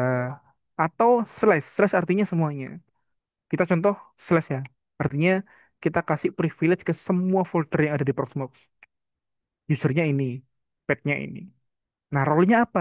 Nah, role-nya ada banyak. Ada PVM user, artinya dia hanya bisa ngakses VM aja. Tapi hanya bisa nge-backup sama nge-restore aja dan konsol. Tapi kalau VM admin, dia bisa full privilege di VM-nya dan banyak. Nanti teman-teman bisa baca sendiri di sini ada banyak. Contoh misal tak kasih administrator, artinya dia bisa semuanya. Tak pilih ini ya, terus tak add. Coba kita reload di sini.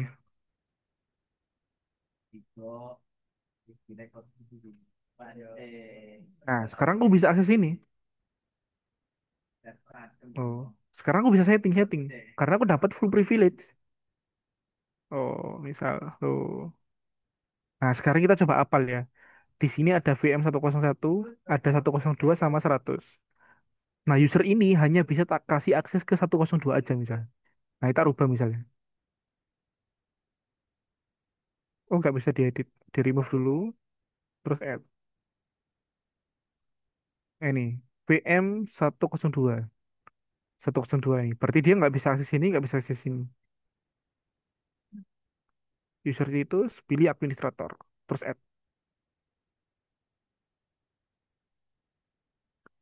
Ini kalau di reload. Nah, aku hanya bisa ngakses 102 saja. Aku ngakses untuk nambah user nggak bisa, ngedit host Proxmox juga nggak bisa, tapi aku bisa ngedit yang 102. Nah, cara nyetingnya ya di sini tadi, di privilege ini tadi. Misal nih, aku pengen nambahin dia bisa lihat storage misal. Contoh misal tak klik storage, user. Nah ini kan nggak bisa akses storage ya, storage-nya hilang. Tapi kita pengen munculkan dia biar bisa bisa manage storage-nya. Nah, pilih storage, usernya Titus, terus administrator. Add, tarik. Kita coba. eh, Nah, sekarang muncul. Sekarang aku bisa akses ini. Tapi kalau ini tak delete, storage-nya, Nah, hilang. Nah, itulah fungsinya user management di Proxmox. Jadi kita bisa ngatur, nggak semua orang bisa akses ini, bisa akses itu. Kayak gitu. Nah, itu terkait user management. Nah, terus di sini ada fitur lagi yang namanya replication. Replication ini itu fungsinya ini. Ini tak hapus ya.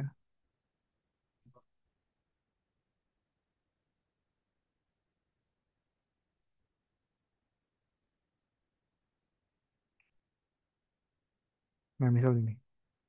Teman-teman punya dua host Proxmox. Ini host satu, ini host dua. Nah, terus teman-teman itu dikasih eh, ibaratnya kayak disuruh sama perusahaan gimana caranya biar aplikasi ini nggak mati. Tapi kendalanya gimana dong kalau misal perangkatnya ini mati? Nah, ada fitur yang namanya replication. Dia itu mensinkronkan data yang di VM host ini disamakan dengan host VM yang dua. Jadi kalau misal di sini ada data 1, 2, 3, 4, 5, di sini juga ada 1, 2, 3, 4, 5. Kalau 5 di sini dihapus, di sini juga 5 kehapus. Jadi kayak dia sinkron. Itu namanya replication, ngereplika. Jadi kalau misal di sini mati, tinggal digeser ke sini, dia langsung bisa diakses lagi. Kayak gitu.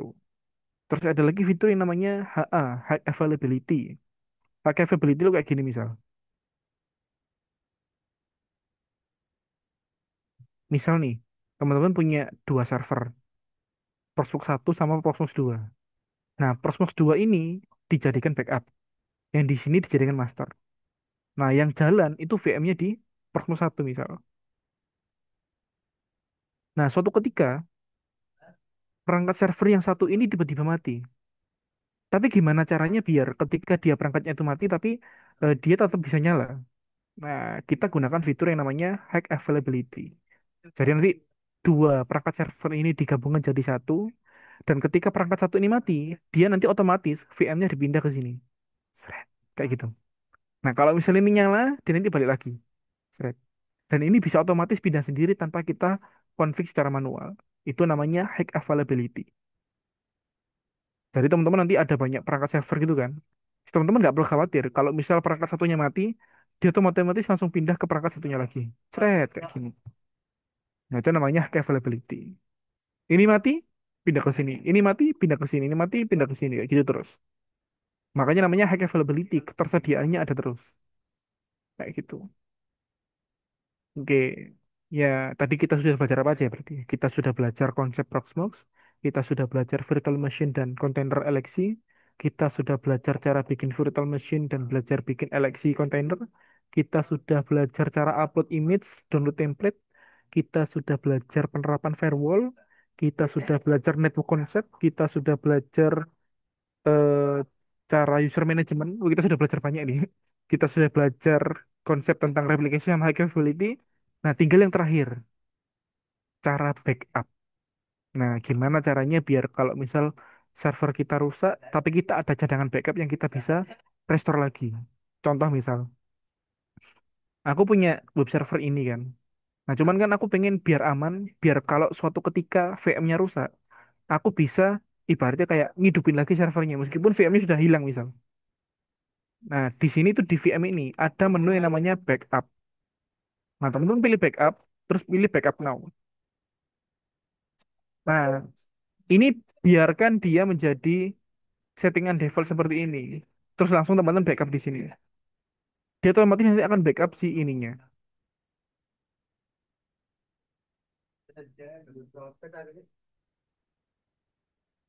Nah, dia nanti akan bikin backup dari kontainer yang kita bikin, VM yang kita bikin. Nah, kita tunggu bentar ya.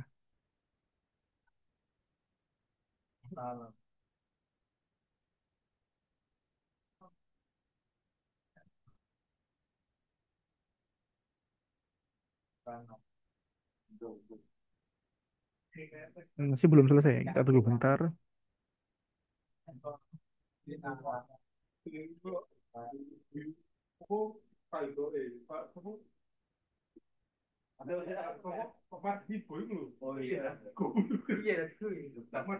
Lama ya backup ya.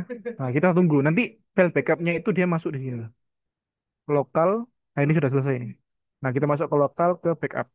Nah, kita sudah dapat file backup dari VM yang kita punya. Kegunaannya apa? Contoh misal nih, tiba-tiba VM kita rusak misalnya, terus tiba-tiba kehapus, kita nggak sengaja ke delete gitu kan ya. Coba tak shutdown dulu. Misalnya tak delete ya web servernya. Hmm. Nah, ini tak delete misalnya. Remove.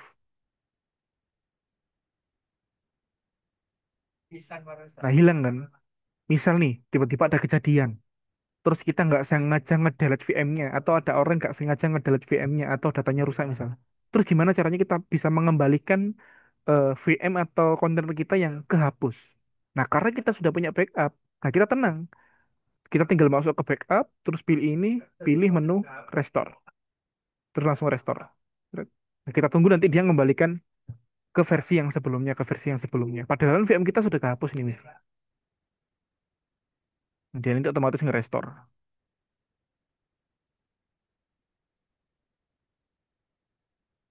Kita tunggu. Nah, ini sudah selesai ini apa sih? Nah, tas berhasil dan VM kita kembali. Nah, tinggal kita start lagi. Kita coba kira-kira bisa akses lagi enggak ini?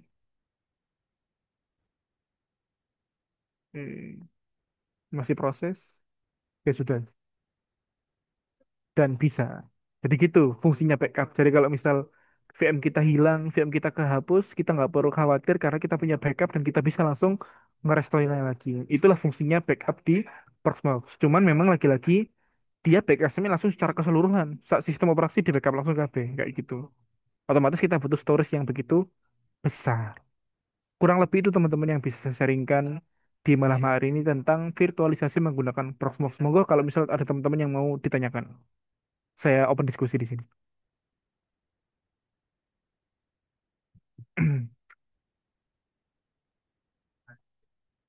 Ada yang mau ditanyakan atau ada yang bingung? Mumpung saya ada masih di sini, teman-teman bisa tanya sepuasnya. Karena kalau teman-teman sudah keluar dari Zoom Halo ini, Mas, halo halo. ya, ya, halo, halo, gimana? Ya Mas, terima kasih kesempatannya. Saya mau Ya, tanya tadi yang katanya Masnya bagi storage buat penyimpanan yang satu guru sama yang satu siswa gitu Mas. oh itu yang Hafid benar. successful itu tadi ya. Iya Mas. Oke, nah Ya, itu baik, terima teman-teman kasih bisa Mas. settingnya di sini. Pool, mana pool? Mana tulisannya pool ya? Bentar, bentar.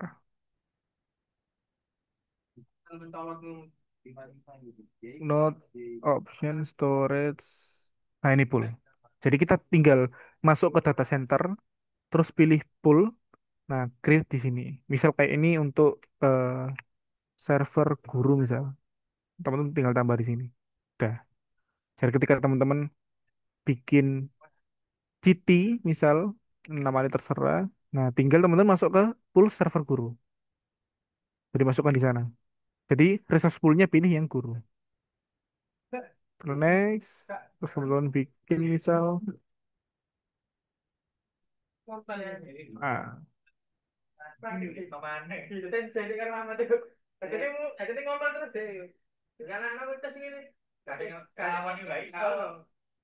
nanti teman-teman bisa masuk ke sini. Pool guru di sini. Nah, ini ada membernya. Nanti langsung otomatis ke jadi yang VM-VM di sini, yang LSC-LSC di sini, otomatis langsung kebagi di sini semua. Jadi kita bisa tahu nih, server guru ini membernya ada berapa aja. Terus kebutuhan CPU-nya berapa. Itu bisa dilihat langsung di sini. Dia langsung bikin pool guru. Kalau misal kita pengen nambah poolnya siswa, tinggal kita bikin nge-create lagi. Server siswa. Oke. Nanti dia bikin di sini, server siswa. Misal ini ya, yang ini, biru deng. Mana ya? Option, mana ada server pool nggak ya? Oh, nggak bisa ini.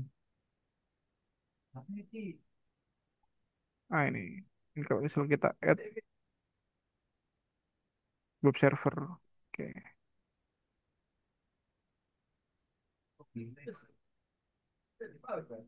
Nah, misal jadi ini kalau misal kita sudah bikin poolnya, nah enaknya kita langsung bisa bagi kayak server guru VM-nya apa aja, server siswa ada berapa aja. Dan kita bisa langsung kayak ngekategorikan. Dan kita bisa ngetotal sibuknya berapa yang dipakai, yang guru berapa, yang siswa berapa. Kayak gitu, Mas, kurang lebih. Baik-baik, terima kasih Mas. Ada lagi mau ditanyakan teman-teman yang lain? Saya Mas mau nanya Mas.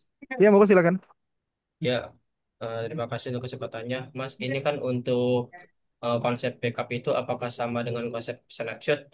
Umpama setelah kita membackup server, lalu kita mengerjakan teks web server dan DNS, dan pada saat itu VMware-nya tiba-tiba rusak. Nah, terus kita restore backup tersebut, apakah web server dan DNS-nya masih ada atau gimana, Mas? Oke. Nah, snapshot sama backup. Sebetulnya konsepnya kalau di purpose itu sama, Mas. Snapshot sama backup itu sama. Cuman bedanya gini. Oke, kita bikin perbandingan ya. Ini snapshot. Habis itu di sini ada konsep backup. Kalau snapshot, contoh misal anggaplah ini VM ya. Nah, nge-snapshot, dia tuh kan kayak bikin yang namanya restore point.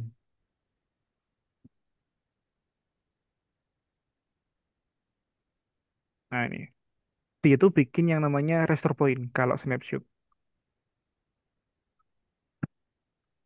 Jadi misal nih, kita habis install aplikasinya itu fresh, masih belum bikin install apa-apa. Terus kita bikin snapshot. Artinya kita bikin restore point. Habis itu kita konfigurasi nih. Kita konfigurasi. Kita konfigurasi, kita konfigurasi web server misal atau DNS misalnya. Nah, setelah konfigurasi selesai, berhasil kan? Nah, setelah berhasil, kita bikin restore point lagi misal.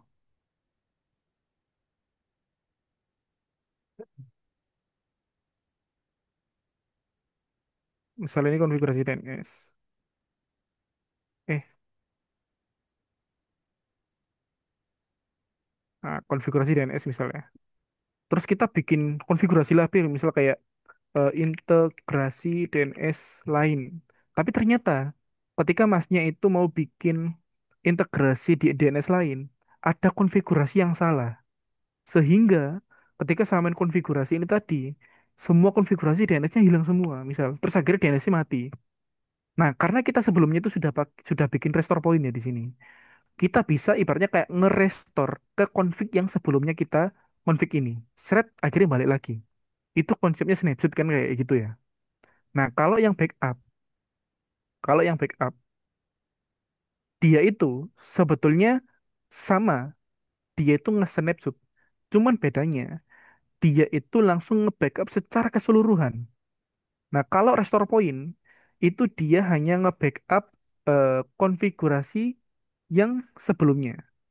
Jadi ketika bikin snapshot ini ya, dia nge-backup ini sama sebelumnya. Ketika bikin snapshot lagi, dia nge-backup ini sama yang ini juga. Nanti bikin lagi, dia gini juga. Tapi kalau backup, dia tuh langsung secara keseluruhan. Nah, kapan kita pakai snapshot, kapan kita pakai backup, sebetulnya ini nggak bisa dipisahkan ya. Kita nggak bisa milih, hanya pakai snapshot tok, terus nggak backup, nggak bisa. Kita hanya nge-backup tok, tapi nggak snapshot juga nggak bisa. Nah, snapshot ini kita pakai untuk ketika kita ada miskonfigurasi atau ada kesalahan, kita bisa langsung nge-rollback atau nge-restore atau mengembalikan ke konfigurasi sebelumnya. Tapi bayangin, ketika teman-teman nge-snapshot, ternyata yang hilang itu semuanya. Ya gimana cara kita mengembalikan kalau restore point-nya juga hilang? Makanya dibutuhkannya backup. Nah, jadi saling kebutuhan. Restore point ini untuk skala kecilnya, backup skala kecilnya. Nah, untuk yang backup, ini untuk yang skala gedenya. Jadi ketika snapshot-nya ini dipakai untuk misal kayak ada miskonfigurasi atau ada virus misal atau ada yang lain, teman-teman bisa langsung nge-rollback ke sebelumnya. Tapi bayangin kalau misal satu VM ini rusak misal, snapshotnya juga. Nah, terus backupnya dari mana? Nah, kita pakai yang backup secara keseluruhan ini tadi. Jadi saling apa ya? Saling melengkapi. Kita pakai dua-duanya. Snapshot dipakai, backup juga dipakai. Nah, biasanya aku itu ngepakainya gini. Kapan aku pakai snapshot, kapan pakai backup. Backup ini tak jalankan setiap hari, teman-teman. Setiap hari, jam 1 malam. Jadi setiap jam 1 malam, si Proxmox ini otomatis nge-backup. Nah, Snapshot ini tak pakai ketika aku melakukan konfigurasi. Misal kayak aku mari konfigurasi DNS server, berhasil misal, sukses. Terus aku pengen nambahin konfigurasi lagi yang lain. Nah, biar aku ketika nanti takutnya ada miskonfigurasi atau salah konfigurasi, mengembalikannya kan susah nih. Aku bikin snapshot. Jadi kalau misal aku ada kesalahan konfigurasi, nggak sengaja ngapus apa dan sebagainya, aku tinggal nge-rollback yang sebelumnya. Kayak gitu. Nah, kalau misal ternyata aku pengen ternyata di VM ku rusak misal, rusak sama snapshotnya juga. Nah, aku nanti ngembalikannya, baru pakai yang backup. Jadi pakai dua-duanya. Kayak gitu. Gambaran kecilnya itu tadi. Snapshot itu yang ruang lingkupnya kecil, yang backup ruang lingkup yang besar. Itu, Mas. Ada lagi yang bertanya kan?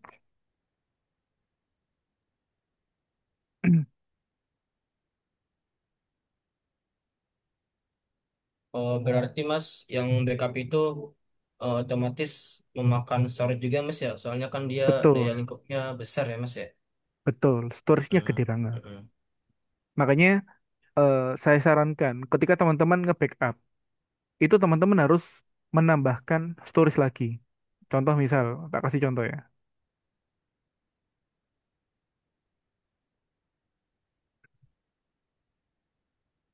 Ada yang namanya, ya bagi saya, ada yang namanya, iki, perangkat server VM misal. Nah, tapi ada lagi teman-teman yang namanya di sini itu server storage. Jadi dia itu bener-bener khusus storage. Ini kalau misalnya teman-teman cari di sini ya, misal kayak apa ya? Server Dell misal. Nah, ini gambaran server teman-teman ya. Tapi di sini tuh ada CPU-nya, ada RAM-nya, campur-campur lah. Tapi ada satu lagi yang dia itu khusus untuk storage saja. Jadi hanya untuk penyimpanan dan fokusnya di sana dan dipisah memang, nggak dijadikan satu. Nah, inilah nanti yang di sini kita gabungkan. Jadi server kita punya server storage sendiri, kita punya perangkat VM sendiri, terus digabungkan. Thread kayak gini. Nah, nanti di sini ada konfigurasinya. Storage, nah ini add storage kita pakai yang formatnya apa. Ini nanti ngambilnya di sini. Atau misal kayak kita bisa nih, kita punya eh tahu NAS. Kira-kira tahu NAS enggak? Network Area Storage. Tahu NAS enggak? Enggak tahu. NAS itu kayak gini. Kok malah gini. Oke. Nah, NAS itu kayak gini. Hard disk, yang hard disknya itu ada tempatnya terus bisa dicolokkan kabelan. Terus bisa diakses dari IP address. Itu kita bisa konekkan. NAS kita konekkan ke sini. Nah, nanti kayak backup-backup itu tadi, nyimpennya bukan nyimpen di sini, tapi nyimpennya di sini, nyimpennya di sini. Otomatis storage yang untuk server kayak DNS itu berbeda dengan storage untuk backup dan dipisah kayak gitu.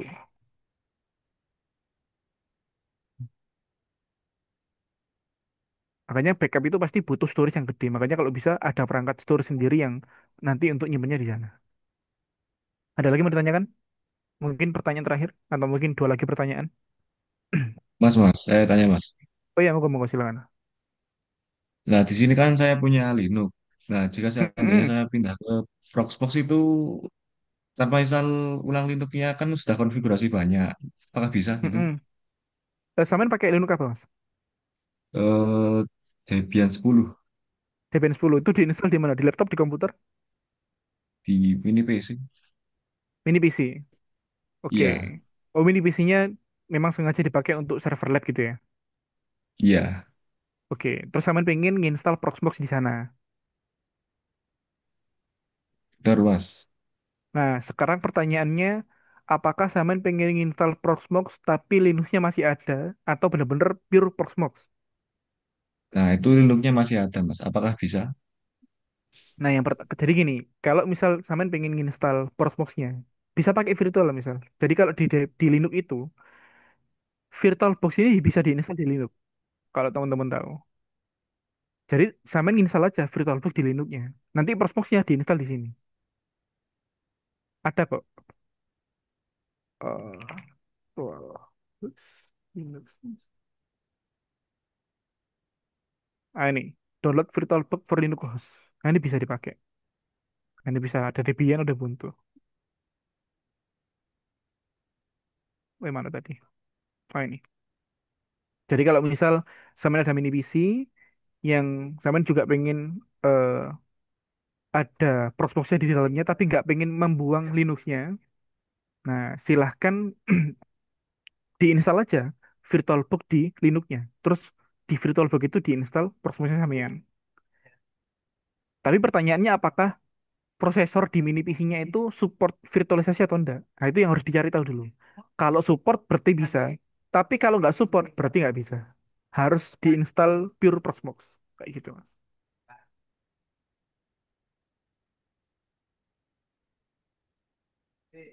Ada lagi yang mau ditanyakan? Tapi kurang kurang lebih paham ya, Mas, Mas Rafli? Ya Mas, paham Mas. Oke, sip.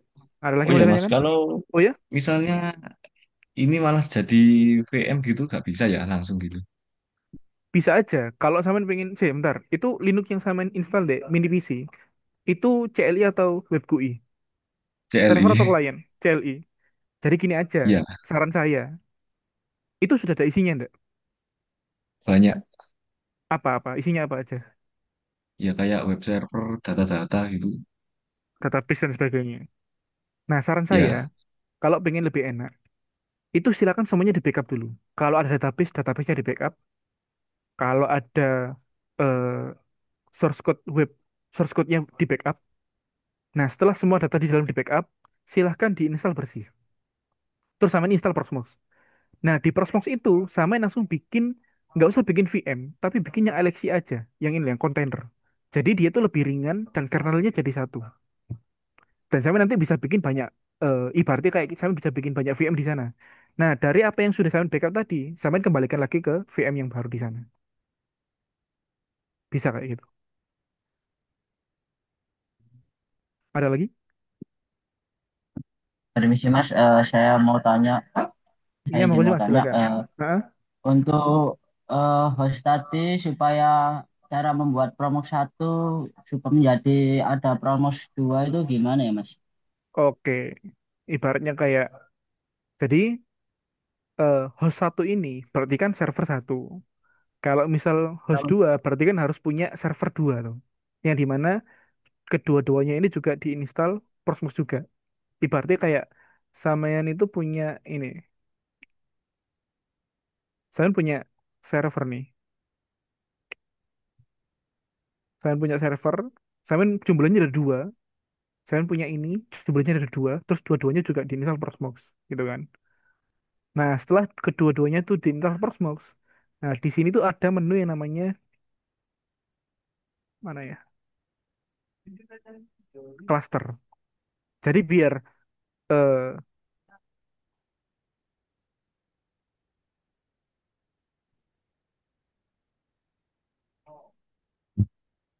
misal ini server,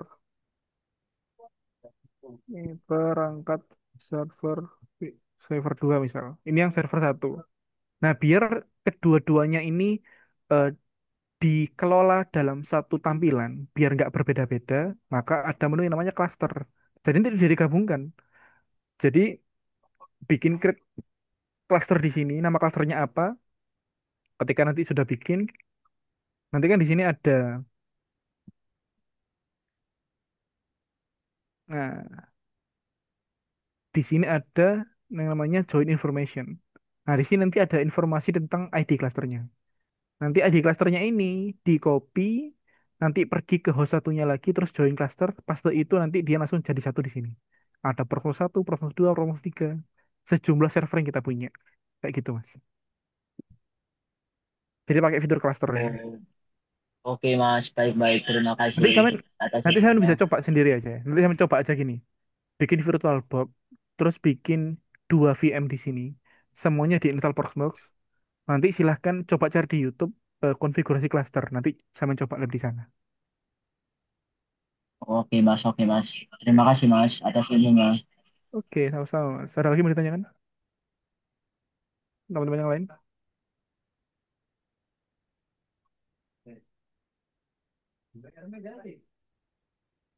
Oke, kalau misal sudah nggak ada lagi yang mau ditanyakan, maka saya akhiri sharing kegiatan malam hari kita. Nah, sebelum kita akhiri, mungkin kita foto sebentar ya. Jadi teman-teman bisa on cam sebentar semuanya. Kita coba untuk foto yang nanti kita upload di IG-nya kita Atswa. Maaf Coba. Mas, Nah, kamera saya depan rusak, oh jadi iya, saya nggak nggak apa-apa, nggak bisa apa-apa. nonton. Oke, aman. Untuk teman-teman yang berhalangan, nggak apa-apa, oke. Teman-teman, oke. Oke, semuanya sudah ready, sudah siap. Nah, ini masih separuh ini yang open cam ini. Coba yang lain juga open cam juga, kita foto. Wih, kok ninja ini, Rek? Mas Ready, Kelvin Mas, kok ini. ready. Oke, ready ya. Lucu-lucu Rara aja nih. Oke, kita hitung sampai 3, nanti tak screenshot ya. Satu, dua, tiga. Oke, tak screenshot dulu. Oke, bentar.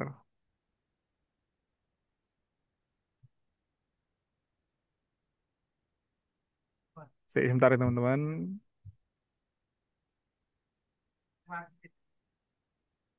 Oke, kita coba foto lagi. Ya mungkin mungkin teman-teman yang lain yang belum open cam, coba kita open cam lagi, kita foto coba lagi. Oke, kita hitung sampai 3 ya. Tanya gini semua coba. Satu, dua, tiga. Oke, sip. Oke, thank you teman-teman sudah berpartisipasi dan mengikuti kegiatan malam ini. Yang semoga apa yang tak sharingkan ini menjadi gambaran teman-teman ya. Kalau misal besok di dunia industri itu Amin. seperti apa sih kalau Ya jadi Mas, sistem ya administrator. terima Amin. kasih Mas.